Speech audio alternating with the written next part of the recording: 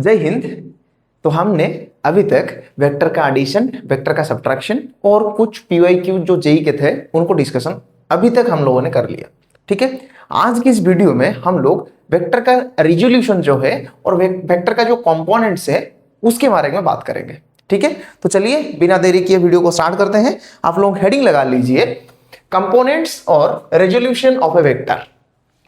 Components of a vector. समझने की बात है, थोड़ा सा समझने की कोशिश करो इसको। और इसी को हम लोग बोलते हैं रेजोल्यूशन इनटू कंपोनेंट्स। यानी मैं एक वेक्टर को किसी मल्टीपल वेक्टर जो इंडिपेंडेंट है, जो वेक्टर इंडिपेंडेंट है उनके हिसाब से रिप्रेजेंट करूंगा। ठीक है, इन्हीं को हम लोग बोलते हैं क्या चीज, वेक्टर का रेजोल्यूशन और कंपोनेंट ऑफ वेक्टर्स। ठीक है, तो आइए देखते हैं। एक्चुअली रेजोल्यूशन कुछ अलग होता है और कंपोनेंट कुछ अलग होता है। ठीक है, लेकिन हम लोग अभी के लिए उन दोनों को, मैं तुम्हारे लिए बोलूंगा कि हाँ रेजोल्यूशन जो है कंपोनेंट वही है, दोनों को सेम मान के चलो। ठीक है, क्यों? क्योंकि जब तुम आगे जाके वेक्टर पढ़ोगे, कुछ अगर रिसर्च वगैरह किया जो कि फिजिक्स, मैथमेटिकल फिजिक्स या फिर मैथमेटिक्स में जाके पढ़ा, तो तुम्हारे लिए वेक्टर एक सेपरेट चीज होगा, उसका रेजोल्यूशन अलग होगा और उसका कंपोनेंट अलग अलग चीजें होते हैं।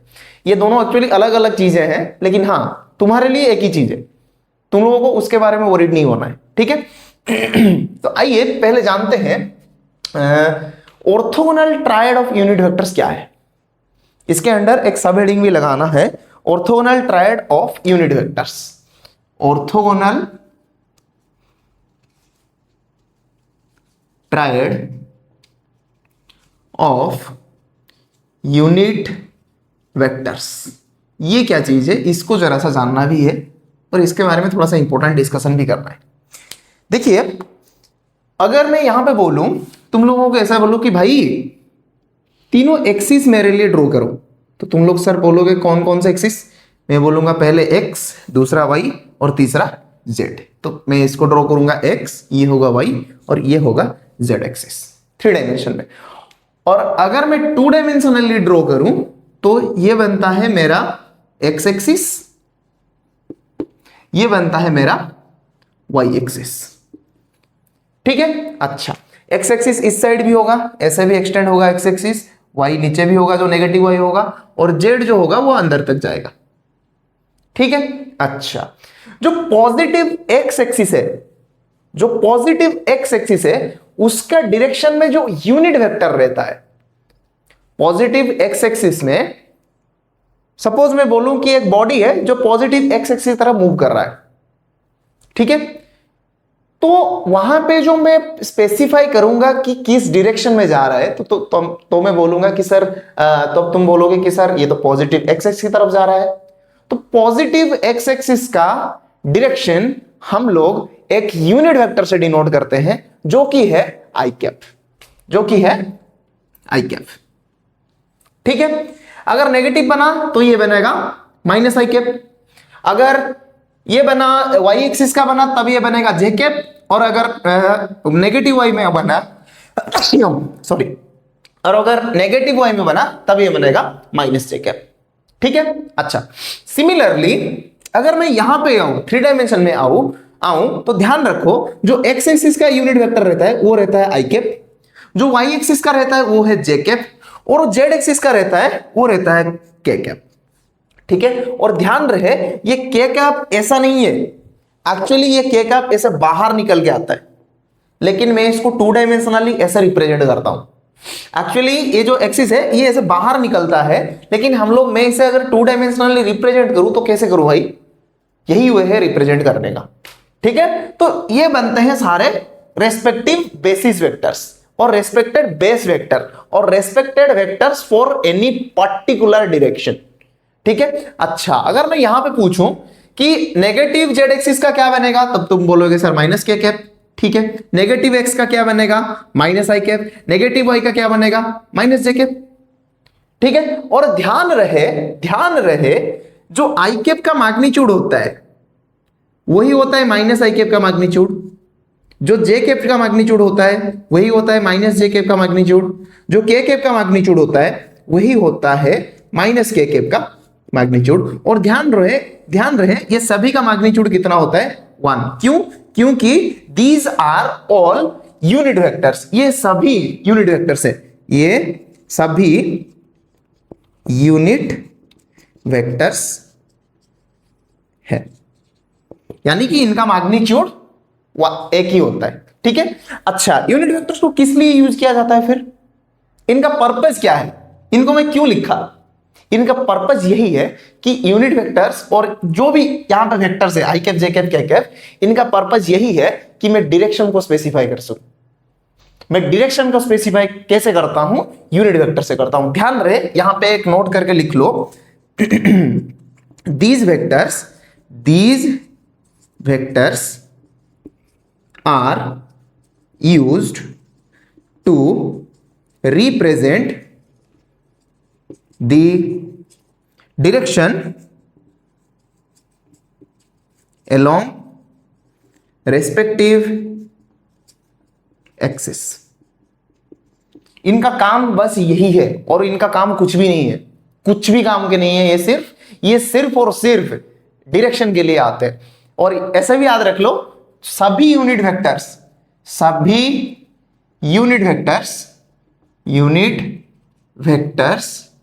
आर यूज्ड टू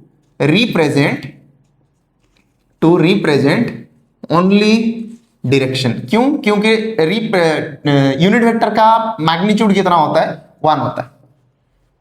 ठीक है, अच्छा तो अभी अगर मैं पूछूं कि मेरे पास कितने डायरेक्शंस हैं, how many directions we have, और एक चीज नोट करके लिख देता हूं यहां पे, जो बच्चों का मिसकॉन्सेप्शन रहता है।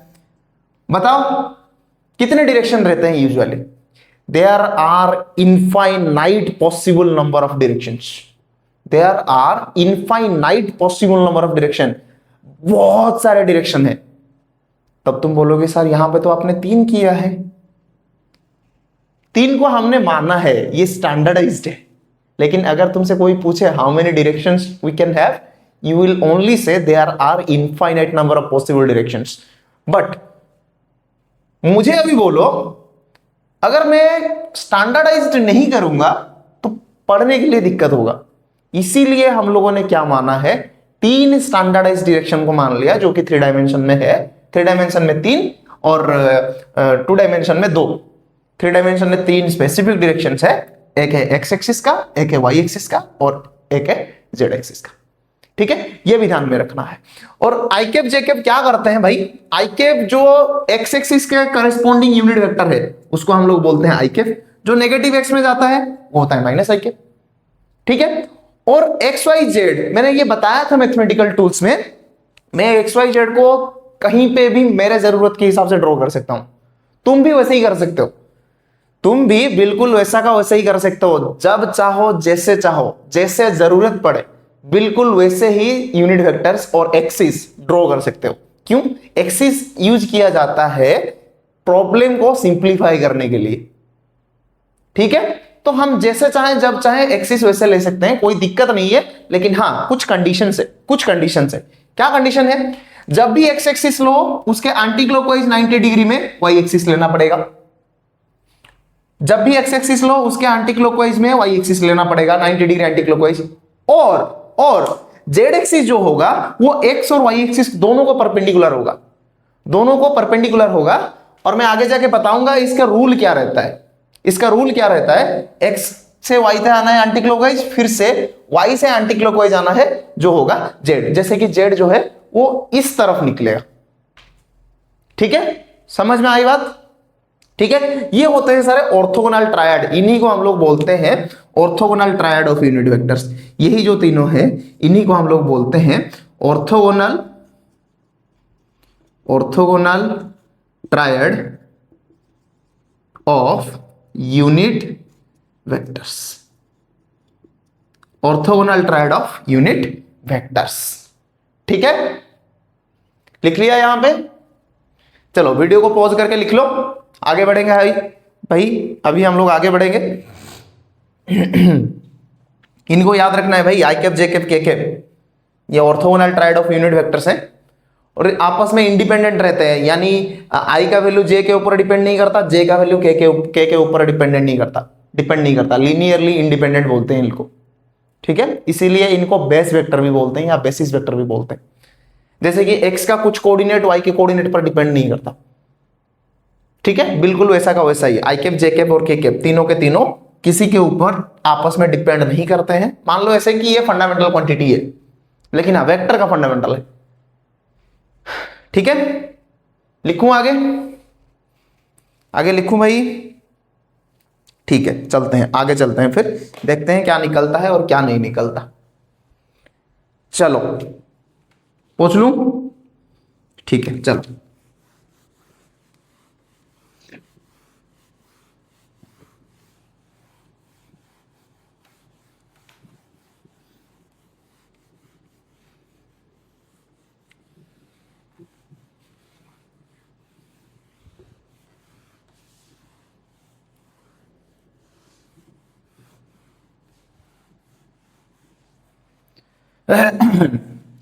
अब तक तो ये हो गया।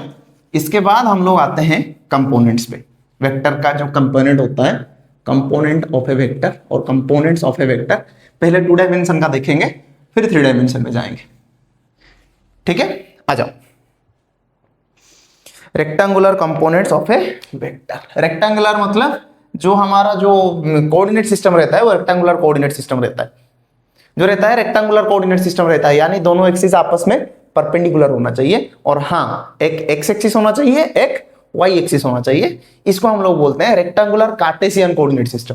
तो उसी को थोड़ा सा शॉर्ट फॉर्म में इन्होंने लिखा है rectangular components of a vector. आ जाओ हेडिंग लगा लो,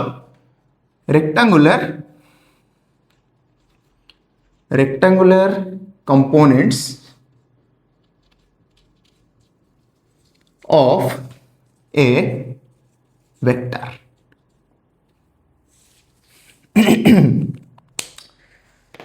देखो मैं कहना क्या चाहता हूं, थोड़ा सा सुन लो। मैं कहना एक्चुअली क्या चाहता हूं, थोड़ा सा सुन लो। अगर मैं एक वेक्टर को रिप्रेजेंट करूं, और कैसे रिप्रेजेंट करता हूं ध्यान से देखो।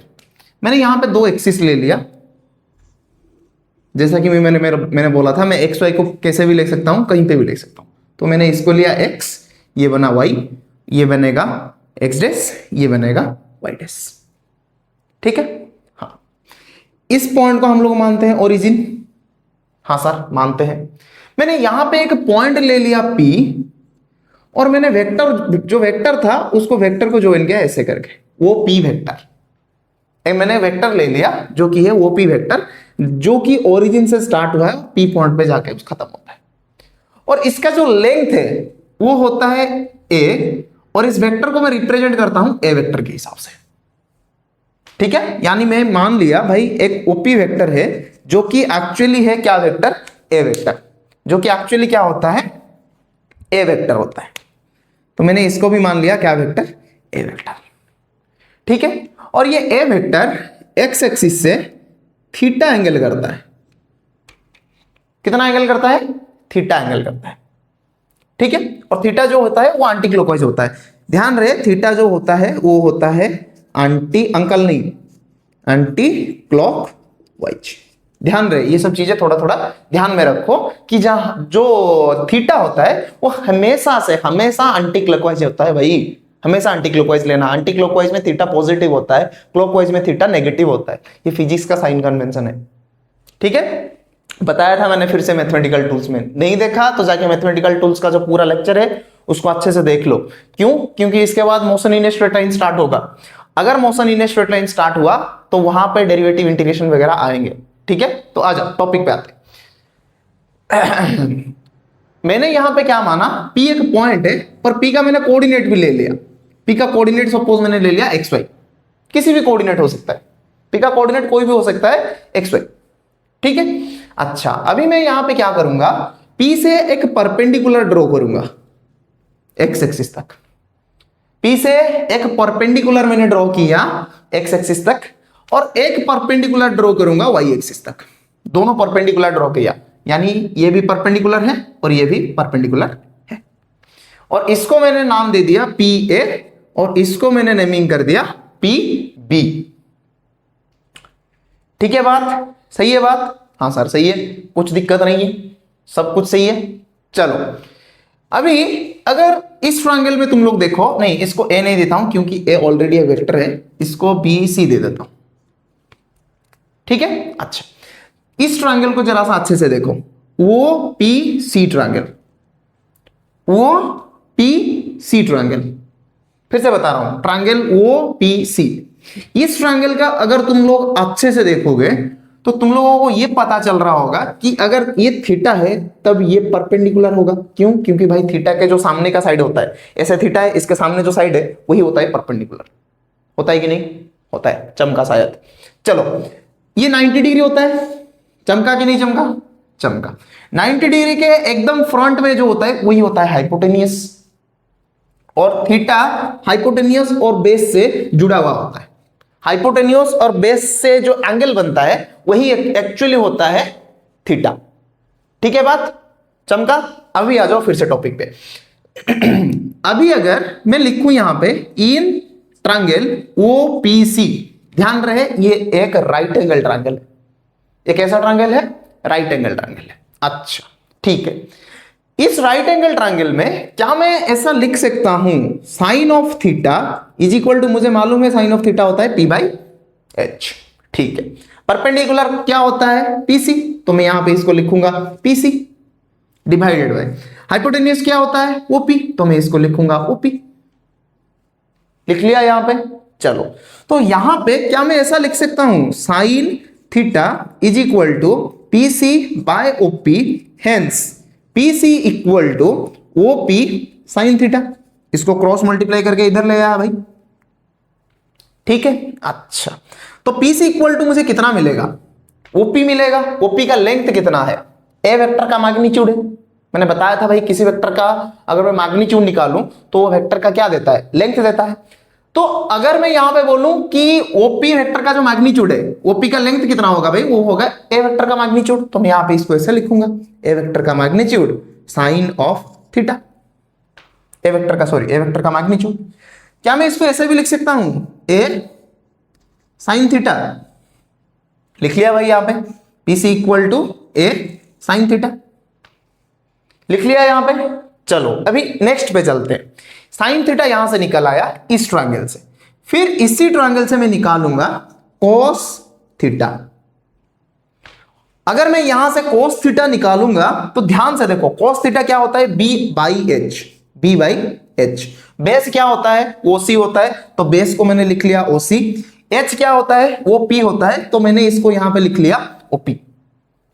ठीक है, फिर से क्या मैं इसको लिख सकता हूं cos theta is equal to OC divided by OP, जो कि एक्चुअली यहां से निकलेगा OC equal to OP cos theta. फिर से क्रॉस मल्टीप्लीकेशन कर दिया, इसको यहां ले आया। ठीक है, समझ में आया ये बात? आगे चलते हैं। OC इक्वल टू क्या निकलेगा फिर से? OP। OP शायद फिर से वही ए वेक्टर का मैग्नीट्यूड होगा। यानी मैं ये बताने की कोशिश कर रहा हूं वो पी को मैं फिर से लिख सकता हूं ए यहां पे cos थीटा है, तो मैंने फिर से यहां पे इसको लिख दिया ए cos थीटा। लिख लिया यहां पे? हाँ सर लिख लिया। कोई दिक्कत तो नहीं है? नहीं सर कोई दिक्कत भी नहीं है, अभी तक तो थोड़ा सा हाँ दिमाग में घुस रहा है। मुझे क्या मिला एक्चुअली, यहां पे जो पीसी है वो मिला मुझे ए साइन थीटा। ठीक है, हाँ सर। यहां पे जो OC है वो मुझे मिला ए cos थीटा। यहां पे जो OC मिला वो मुझे क्या मिला? ए cos थीटा। एकदम बेसिक से चल रहा हूं भाई, एकदम ध्यान से सुनना, पूरा मैं बेसिक से चल रहा हूं। इससे नीचे बेसिक्स कोई नहीं बताएगा, कोई भी नहीं बताएगा भाई। ठीक है, तो आ जाओ। इतना पता चलने के बाद मुझे यह भी मालूम है कि भाई एक वेक्टर है, और ये जो निकले हैं ये शायद उनका कुछ होगा। इस ट्रायंगल में मुझे परपेंडिकुलर और बेस दोनों मिल गए in terms of A and theta. यानी इसको निकालने के लिए मैं ए को यूज करूंगा, और जो मुझे थीटा मालूम होगा तो मैं ये भी निकाल दूंगा। हाँ निकाल तो दूंगा। अभी क्या मैं इसको ऐसा लिख सकता हूं? ध्यान से देखो, मैं फिर से डायग्राम करने जा रहा हूं। मुझे ओपी मिल गया, ओसी मिल गया, फिर से वही वाला डायग्राम कॉपी पेस्ट करूंगा यहां पे। फिर से बिल्कुल वैसा का वैसा डायग्राम, यहां पे control C control V।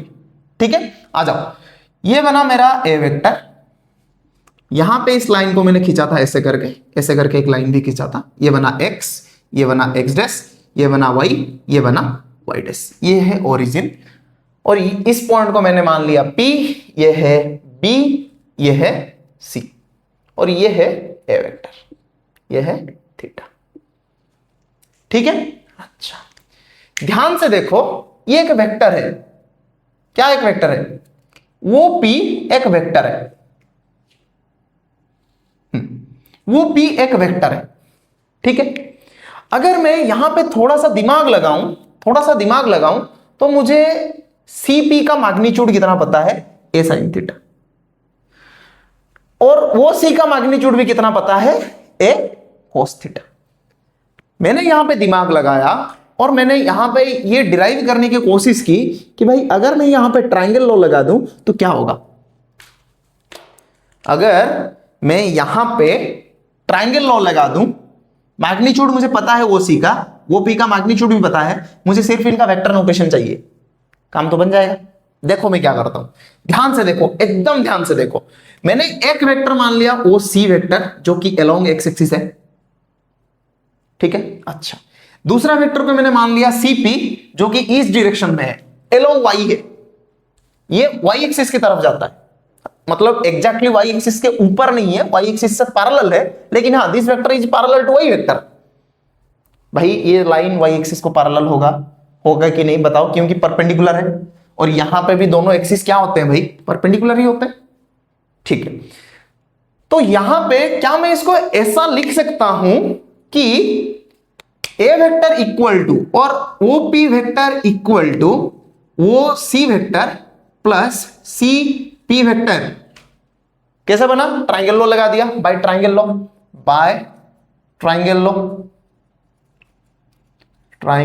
Law लगा दिया यहां पे, O P is equal to O C plus O P.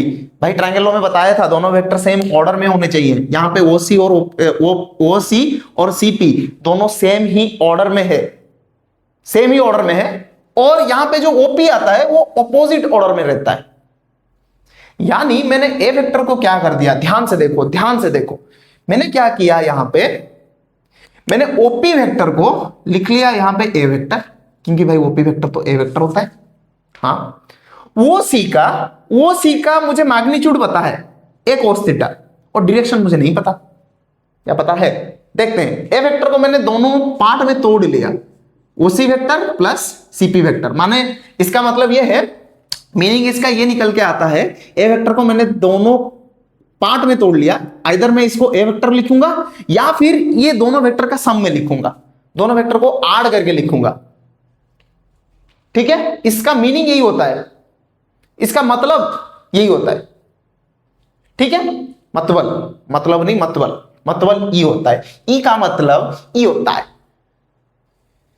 ठीक है, आगे बढ़े, चलो अभी फिर से डायग्राम को अच्छे से देखा कि भाई मुझे तो ओसी मिल सकता है, ओसी का मुझे मैग्नीट्यूड पता है, मैग्नीट्यूड आता है ए कोस थीटा, डायरेक्शन के लिए ये पॉजिटिव एक्स एक्सिस तरफ है, डायरेक्शन के लिए ये पॉजिटिव एक्स एक्सिस की तरफ है, और पॉजिटिव एक्स एक्सिस का जो डायरेक्शन होता है वो होता है आई कैप, और पॉजिटिव वाई का होता है जे कैप।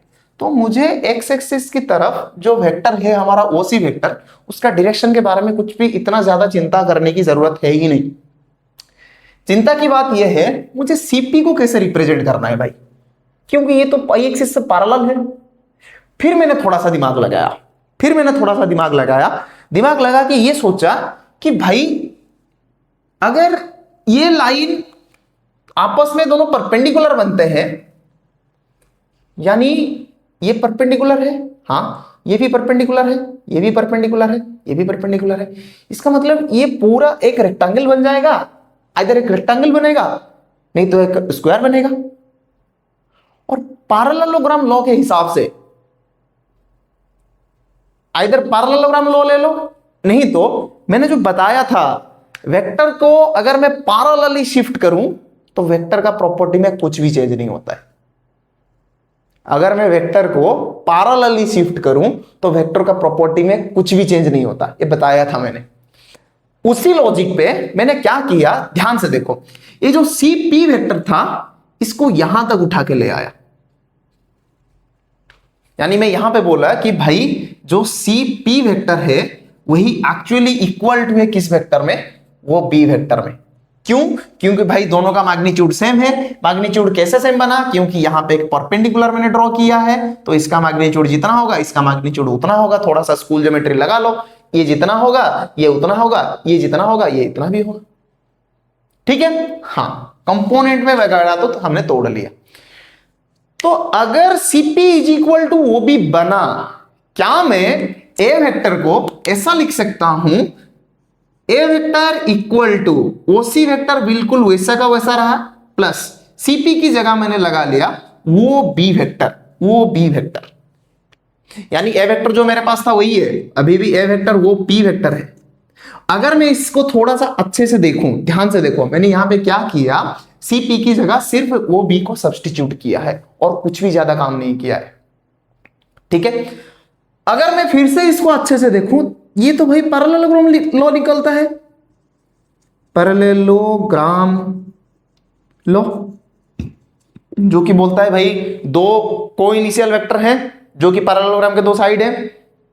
तुम बोलोगे सर यही से पैरेललोग्राम बना, मैं फिर से बोलूंगा रेक्टेंगल और स्क्वायर दोनों पैरेललोग्राम ही होते हैं, बस उनका जो एंगल होता है, जो एंगल होता है करस्पॉन्डिंग एंगल, एडजेसेंट एंगल होता है, एडजेसेंट साइड के बीच में जो एंगल होता है वो 90 डिग्री होता है। ठीक है, मैं स्कूल ज्योमेट्री में नहीं घुस रहा हूं, क्यों? क्योंकि मुझे मैथमेटिक्स इतना अच्छे से नहीं आता, I am not a mathematics teacher. ठीक है, चलो ये बनता है क्या चीज, पैरेललोग्राम लॉ। ठीक है, अभी मैं बहुत कुछ कर सकता हूं, अभी मैं बहुत कुछ कर सकता हूं। क्या कर सकता हूं? ध्यान से देखो, ध्यान से देखो, अगर Cp इज इक्वल टू ओबी बना, अगर Cp इज इक्वल टू ओबी बना, अभी मैं मैग्नीट्यूड के साथ खेलना स्टार्ट करूंगा। यानी मैं यहां पे फिर से लिख रहा हूं OP जो कि है actually A vector is equal to O C vector plus O B vector. ठीक है, हाँ, मुझे ये दिखाना भी पड़ेगा पैरेललोग्राम ओबे हो रहा है, जो पैरेललोग्राम लॉ है वो ओबे भी हो रहा है, मुझे ये दिखाना भी पड़ेगा, उसके बारे में टेंशन मत लो, पहले तुम ध्यान से सुन लो मैं क्या कहना क्या चाहता हूं। ये सब करने के बाद फिर मैंने देखा कि भाई OC का मुझे मैग्नीट्यूड पता है जो कि है a cos थीटा, वो B का मैग्नीट्यूड मुझे नहीं पता, लेकिन हाँ मुझे CP का मैग्नीट्यूड पता है। CP का मैग्नीट्यूड मैंने यहां पे ऑलरेडी लिखा हुआ है a sin थीटा, तो वही बन जाएगा OB का मैग्नीट्यूड जो कि फिर से बनेगा वही a sin थीटा। यानी मैं ए वेक्टर को ऐसा लिख सकता हूं, ए वेक्टर इक्वल टू वो सी जो कि ऑलरेडी मेरा है ए cos थीटा प्लस वो भी जो है वो है ए sin थीटा। लेकिन हां यहां पे वेक्टर होना चाहिए, यहां पे क्या होना चाहिए, वेक्टर होना चाहिए। क्यों? क्योंकि भाई इस साइड में वेक्टर है, तो यहां पे तो वेक्टर आना चाहिए। भाई डायमेंशनल एनालिसिस यही कहता है, अगर लेफ्ट हैंड साइड में वेक्टर क्वांटिटी है तो राइट हैंड साइड में भी वेक्टर क्वांटिटी होना चाहिए। लेफ्ट हैंड साइड का डायमेंशन जो है राइट हैंड साइड का डायमेंशन वही होना चाहिए। फिर मैंने सोचा जो a cos थीटा है वो x एक्सिस के ऊपर है, और a cos थीटा का डायरेक्शन में देखूं तो ये पॉजिटिव x एक्सिस के तरफ ही जा रहा है, मतलब s से जा रहा है, और ये जो डायरेक्शन है इससे मैंने बताया था यही होता है आई कैप। तो अगर मैं यहां पे आई कैप लिख लूं कुछ दिक्कत होगा क्या? तुम बोलोगे सर दिक्कत तो होगा। मैं फिर से बोलूंगा कुछ दिक्कत होगा क्या? तुम फिर से बोलोगे हाँ सर दिक्कत तो होगा। मैं फिर से पूछूंगा भाई कैसे दिक्कत होगा बता दे। तुम फिर से बोलोगे सर यहां पे तो आई कैप लगा लिया। मैंने कहा हाँ लगा लिया। तुम बोलोगे सर मैग्नीट्यूड चेंज होगा। मैंने कहा मैग्नीट्यूड कैसे चेंज होगा भाई, ये तो a cos थीटा का a cos थीटा है। तुम बोलोगे सर आई कैप जो है, मैं फिर से मैं वहीं पे बोलूंगा भाई आई कैप का मैग्नीट्यूड कितना होता है, 1 ही होता है।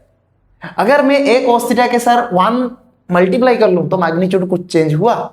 चेंज नहीं हुआ। ध्यान रखो छोटे छोटे चीजें हैं लेकिन हाँ मसालेदार हैं।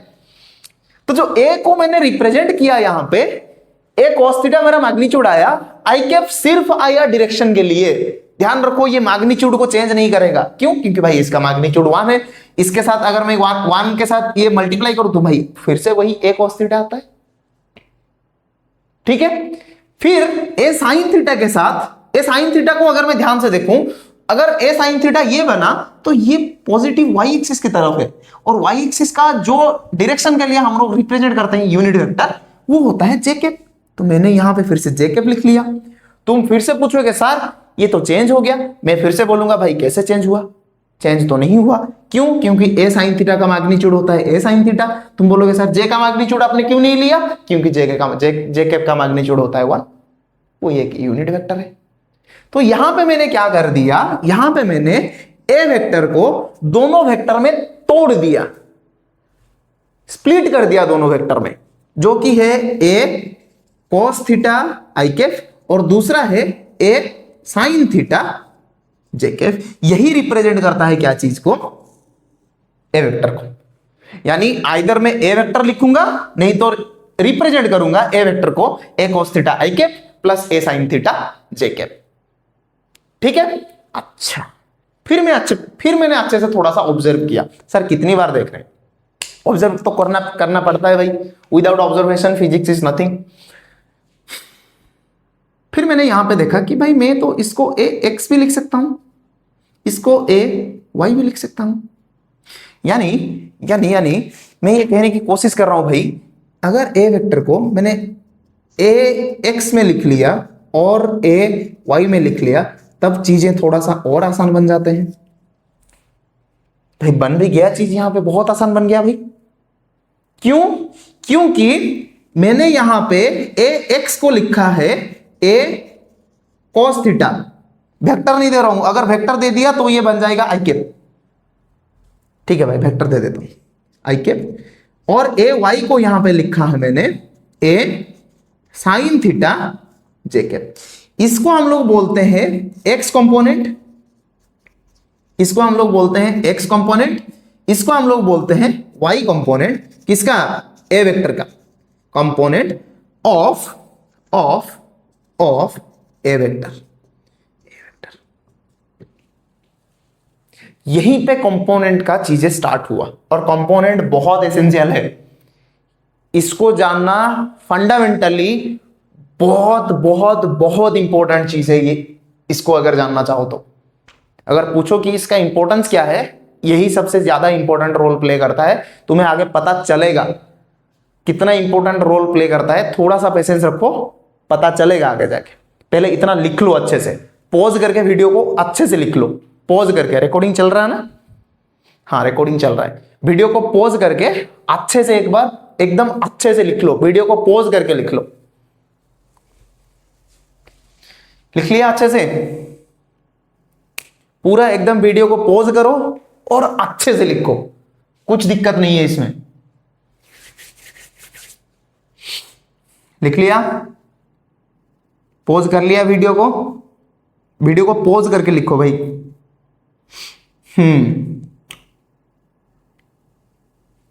ठीक है। तो मैंने ए वेक्टर को दो पार्ट में तोड़ दिया, एक है एक्स एक्सिस के ऊपर, दूसरा है वाई एक्सिस के ऊपर। और ध्यान रहे कभी भी एक्स के जो पॉइंट्स होते हैं वो वाई एक्सिस के पॉइंट्स के ऊपर डिपेंड नहीं करते।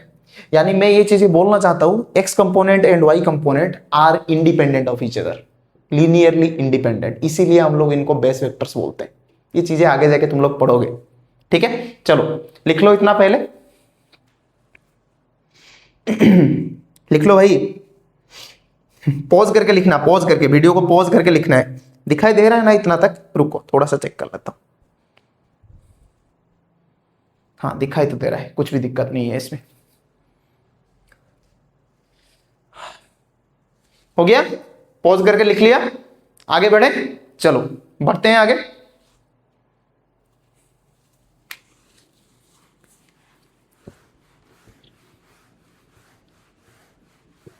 चीजें मैं बिल्कुल बेसिक से पढ़ा रहा हूं भाई। वो जो बोलते हैं ना जीरो टू हीरो, मेरा कोशिश यही है कि भाई मैं जीरो से लेकर के जाऊं और तुम्हें हीरो बनाऊं। कोशिश रहता है, बाकी तुम्हारा भी एफर्ट उसमें होना चाहिए। मैं जितना भी पढ़ाऊं भाई, तुम्हारा भी एफर्ट उसमें होना चाहिए।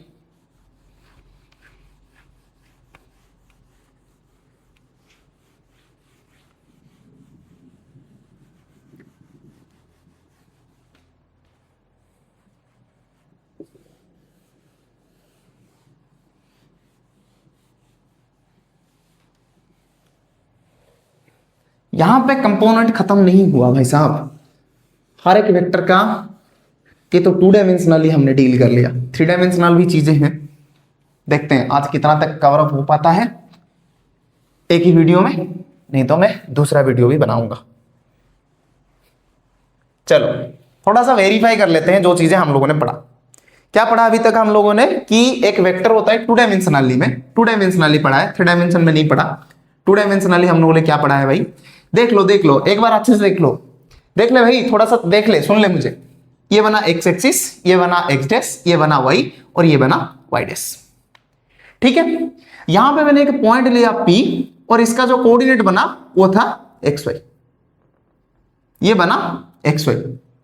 ठीक है, अच्छा ये है ओरिजिन और यहां से मैंने एक वेक्टर ड्रॉ किया था पॉइंट P तक जो कि था ए वेक्टर।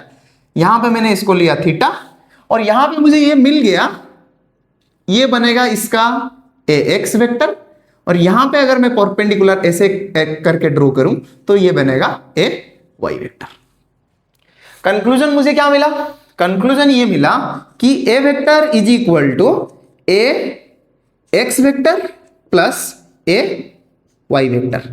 और मैं इसको ऐसे भी लिख सकता हूं, जो ए एक्स वेक्टर आया है पूरा वो एक्चुअली होता है ए एक्स नहीं ए कॉस थीटा, ए कॉस थीटा आई कैप, और जो ए वाई वेक्टर आया है वो होता है ए साइन थीटा जे कैप।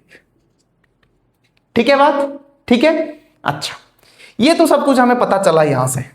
अभी मैं बहुत सारे रूल भी अप्लाई कर दिया यहां पे मैंने पैरेललोग्राम लॉ अप्लाई कर दिया,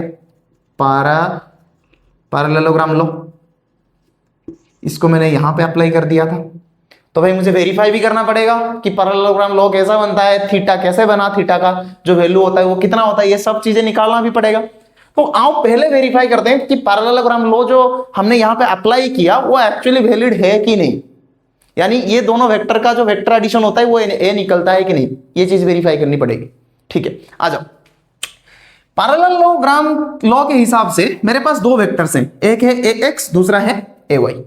ठीक है, तो ध्यान रहे पैरेललोग्राम लॉ के हिसाब से जो रिजल्टेंट आता था वो होता था ए का स्क्वायर प्लस बी का square plus 2ab cos theta इनका होल रूट ओवर होता था। हाँ होता था, कोई दिक्कत नहीं है इसमें।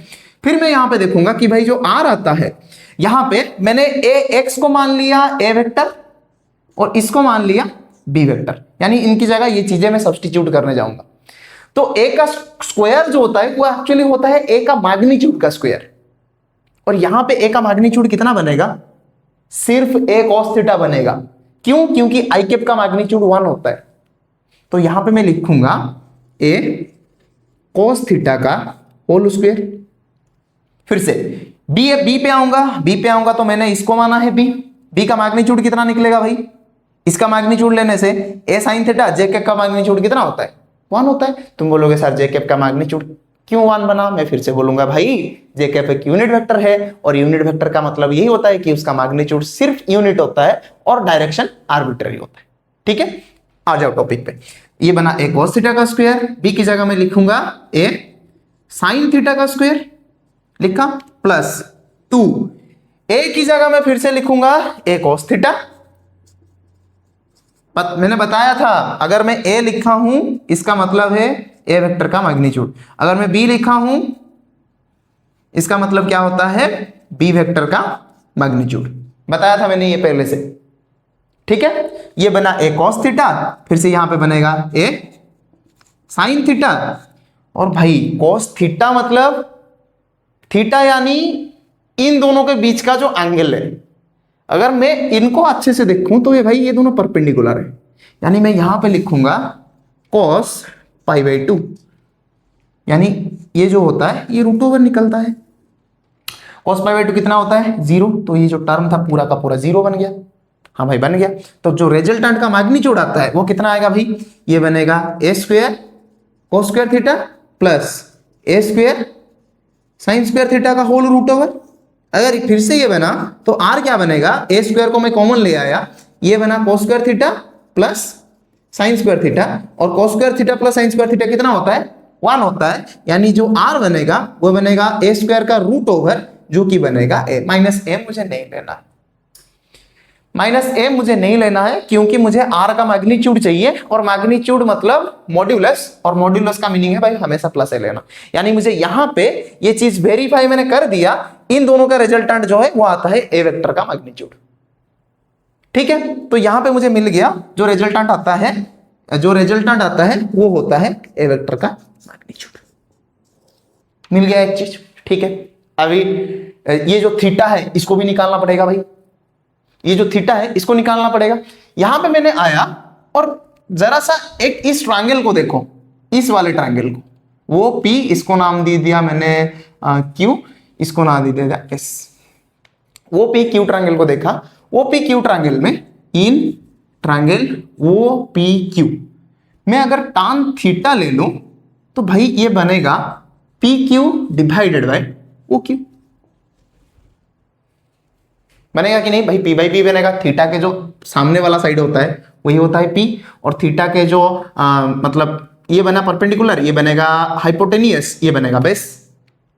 तो पी क्यू की जगह मैं फिर से लिखूंगा भाई, पी क्यू का जो होता है वो एक्चुअली इससे सेम होता है, वो इससे सेम होता है, वो एस बाई वो क्यू। क्यों बना? क्योंकि भाई दोनों पैरेलल है।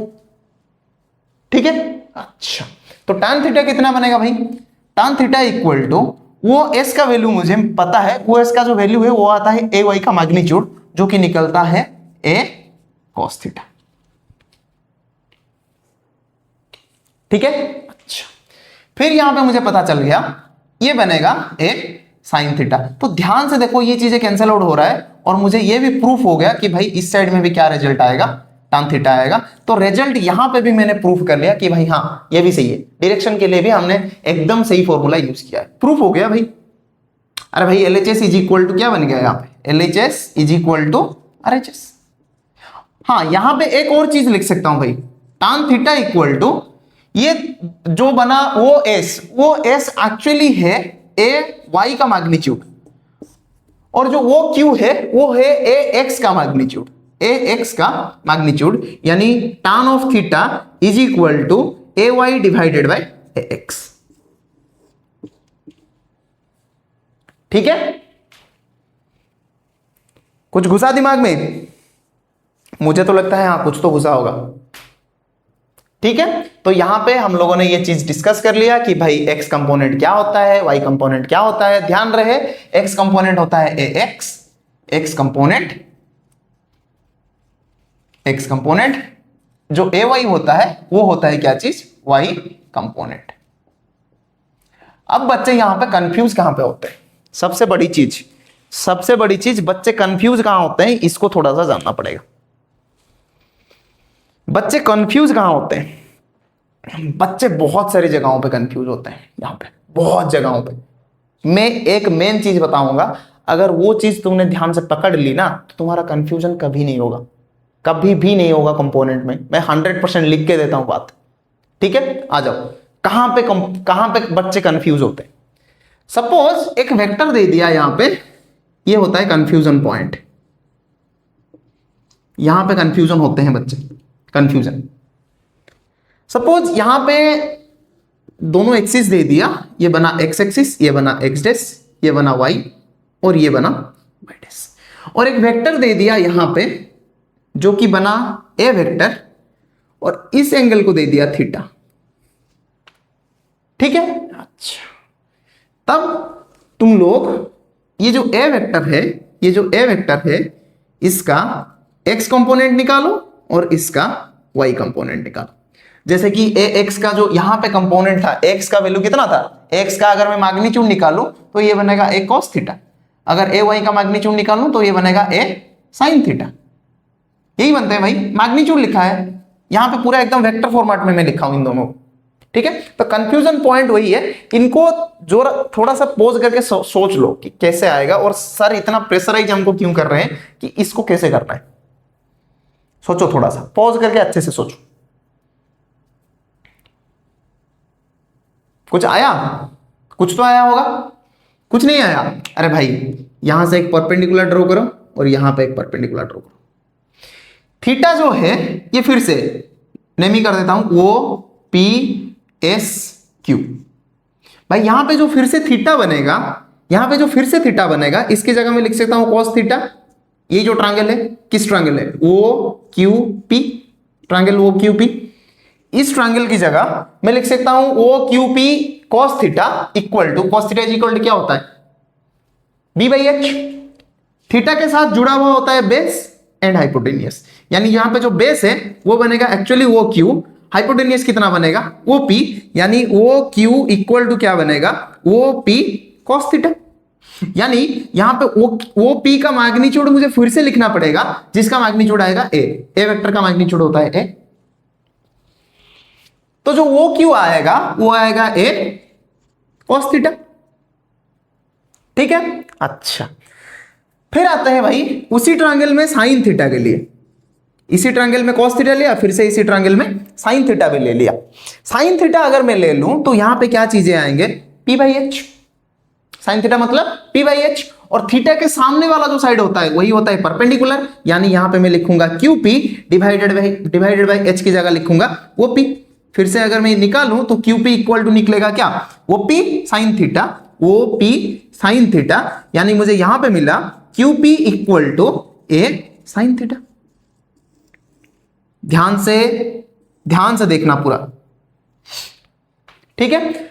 फिर से मैं बोल सकता हूं कि भाई यहां पे ट्रायंगल लो लगा दो तो ये दोनों वेक्टर हो जाते हैं, इसको यहां पे शिफ्ट कर लो तो ये पैरेललोग्राम बन गया, यानी QP इक्वल टू कितना बन गया, OS।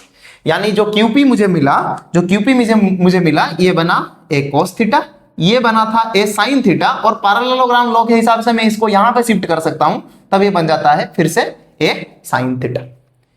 ध्यान से देखो एक्स एक्सिस के ऊपर क्या है, A cos थीटा है या A sin थीटा है, A sin थीटा है। यानी मैं इसको लिखूंगा कि भाई जो x कंपोनेंट आया है, जिसको हम लोग लिखते हैं AX, वो एक्चुअली आया है A sin थीटा। ठीक है, अच्छा जो y कंपोनेंट आता है वो एक्चुअली होता है AY, और वो निकलता है A cos थीटा। तुम बोलोगे सर ये तो कभी भी उल्टा पलटा हो रहे हैं, अंटर पंटर कुछ तो हो रहे हैं भाई, कभी ये उसका वैल्यू ले रहा है, कभी वो इसका वैल्यू ले रहा है, कैसे करें। थोड़ा सा एक ट्रिक है, एक छोटा सा ट्रिक है। क्या ट्रिक है, ध्यान से देखो, कहां पे लिखूं, यहीं पे लिख लेता हूं। थीटा जिस एक्सिस के साथ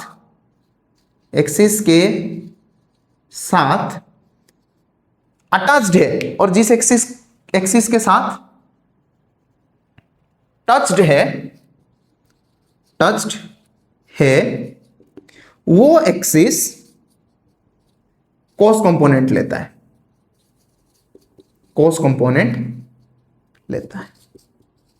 है, और दूसरा एक्सिस साइन कंपोनेंट लेता है। ये थोड़ा सा ध्यान में रखना, यहां पे मिस्टेक नहीं होगा। कंफ्यूजन ये था, और कंफ्यूजन का सॉल्यूशन ये है, सॉल्यूशन टू कंफ्यूजन है, सॉल्यूशन ही सॉल्यूशन। ठीक है, वो 3 इडियट का गाना सुना था ना, वही सॉल्यूशन जो मिला तो साला क्वेश्चन क्या था पता नहीं, वही चीज है। कंफ्यूजन ही कंफ्यूजन है, सॉल्यूशन कुछ पता नहीं। तो सॉल्यूशन भाई मैंने यहां पे बता तो दिया इसको कंफ्यूजन का। यानी मैं ये बताना चाहता हूं, जो देखो यहां पे देखो थीटा किस एक्सिस से टच्ड है, वाई एक्सिस से टच्ड है, यानी ए का जो cos कंपोनेंट आएगा वो अलोंग वाई एक्सिस होगा, यानी ए cos थीटा अलोंग वाई रहेगा, बाकी जो एक्सिस रहेगा, बाकी जो उससे परपेंडिकुलर एक्सिस रहेगा वो रहेगा ए sin थीटा। तुम बोलोगे सर अगर इस साइड में शिफ्ट हो जाए, भाई कुछ दिक्कत नहीं है, बिल्कुल वैसा का वैसा करो, जस्ट प्लस माइनस चेंज होता है, और क्या चेंज होता है, इस साइड में आएगा तो माइनस आई कैप बन जाएगा। अगर ये चीज ए cos थीटा अगर नीचे चला जाएगा तो ये माइनस जे कैप बन जाएगा। इतना कंफ्यूजन क्यों हो रहे हो भाई, अगर ए sin थीटा उस साइड ना होके इस साइड होता तो ये तो माइनस आई कैप है, ये तो प्लस आई कैप है। ठीक है, फिर से y जो होगा वो होगा प्लस जे कैप, जो y डैश होगा वो होगा माइनस जे कैप। तो अगर ए sin थीटा एक्सिस की तरफ है तब तो प्लस आई कैप लेगा, तब ये प्लस आई कैप लेगा। अगर इस साइड में चला गया तो माइनस आई कैप लेगा। फिर से a cos थीटा अगर y एक्सिस की तरफ है तो प्लस जे कैप लेगा, अगर y डैश की तरफ है तो माइनस जे कैप लेगा। इसमें इतना कंफ्यूजन मत, ठीक है। फिर से इसको देख लो भाई, a x एक्सिस को एंगल बना रहा है, इसीलिए a x जो आया है वो आया है a cos theta. a y axis से एंगल नहीं बना रहा, एंगल तो बना रहा है लेकिन हाँ हमें पता क्या है, x एक्सिस के साथ जो एंगल बना रहा है वही पता है, तो ये बन गया a sin थीटा। ढूंढो सबसे किस एक्सिस को एंगल बना रहा है, दोनों के दोनों एक्सिस को एंगल बनाएगा, लेकिन हाँ तुम्हें दिया कैसे है, कौन सा एंगल दिया है, ठीक है। लिख लो, पॉज करके वीडियो को अच्छे से लिख लो। अच्छा मैं साइड हट जाता हूं, हाँ मैं साइड हट गया, लो पूरा का पूरा साइड हट गया।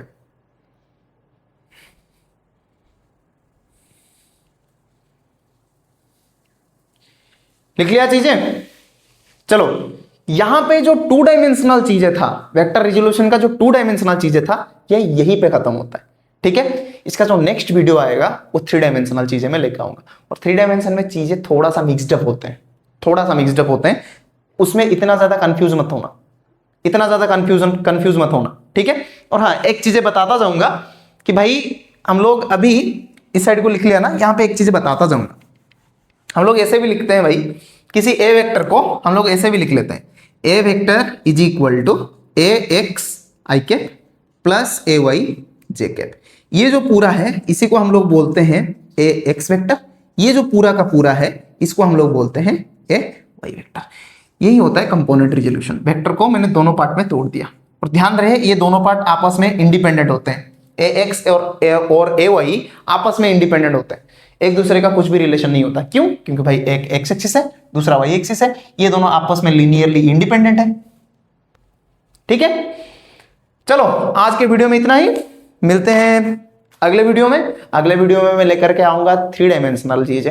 यहां पे हमने 2 डायमेंशन में देखा, जब 3 डायमेंशन में आएंगे तब थोड़ा सा इमेजिन करना पड़ेगा, थोड़ा सा इमेजिन करना पड़ेगा। कोशिश यही रहेगा कि जितना सिंप्लीफाई मैं कर सकूं कर लूं, लेकिन हाँ उस पर थोड़ा सा चीजें टकरा जाते हैं, ठीक है। चलो आज की वीडियो में इतना ही, मिलते हैं अगले वीडियो में। तब तक के लिए आप लोग बैठ के अच्छे से पढ़ाई करो, मिलते हैं अगले वीडियो में। जय हिंद, वंदे मातरम।